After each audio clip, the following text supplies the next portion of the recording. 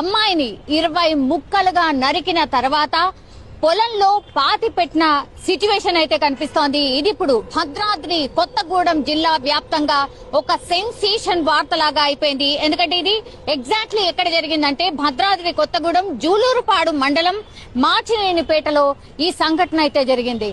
అయితే ఈ క్రైమ్ కి పాల్పడినటువంటి వ్యక్తి పేరు వచ్చేసి వీరభద్రం.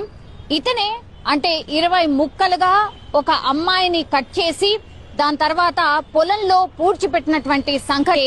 వీళ్ళిద్దరు కూడా ప్రేమించుకున్నటువంటి వ్యక్తులు అని కూడా చెప్తున్నారు. వీరభద్రం అండ్ స్వాతి గతంలో ప్రేమించుకున్నారు.